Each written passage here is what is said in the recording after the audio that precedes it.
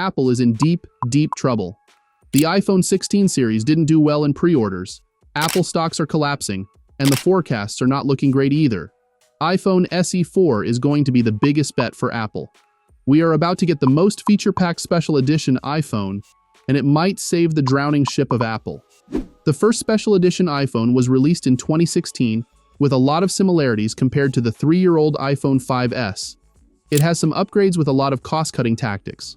Apple goes with the same process with the 2020 released iPhone SE 2, built on the 3-year-old iPhone 8. But Apple has gone too far when they released the iPhone SE 3 in 2022 with 5-year-old hardware and did not go through a lot of upgrades. Apple has never been generous when it comes to upgrades or something new, and the special edition iPhones are not the special case either. Where other smartphone manufacturers are giving their flagships tons of upgrades, Apple chose not to. While companies are pushing the innovation further with trifolds and rollable smartphones, Apple hasn't even entered the folds arena yet. The same goes for the software upgrades. Apple didn't take advantage of the AI trend, and when they finally did something, their flagship iPhone hardware was not capable of getting benefits from it. If you've made it this far, we want to hear from you. What upgrade do you think the iPhone SE 4 needs to truly save Apple? With a large portion of the smartphone market share captured by the low and mid-range categories, Apple's next mid-range special edition is all to take Apple's sinking boat to the shores.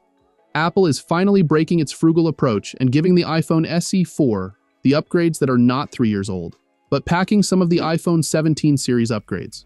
Mid-range smartphones from Samsung and Google are all capable of AI handling, so it makes no sense for the iPhone SE 4 to live in the Stone Age. The iPhone SE 4 is reported to support Apple Intelligence, and for this, the iPhone SE 4 will be equipped with the same RAM and processor as the flagship ones.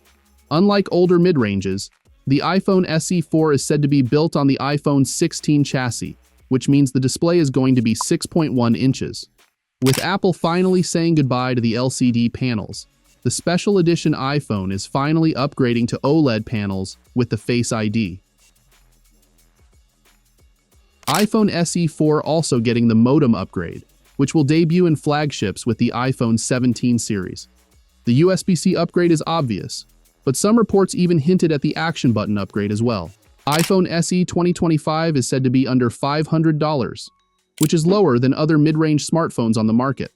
So that means it still has some cost cutting too. It may be built on an iPhone 16 chassis, but it will look like the iPhone 14, which means you will get the notch instead of the pill-shaped cutout. SE 4 will still have the single but upgraded camera. The chipset will surely be the underclocked version of the flagship one. And finally, don't expect the display to support the 120 Hz refresh rate. There are no reports on charging and battery upgrades, and on how much Apple is relying on the iPhone SE 4, it will surely be a good one. Samsung is planning to release the rollable smartphone in 2025.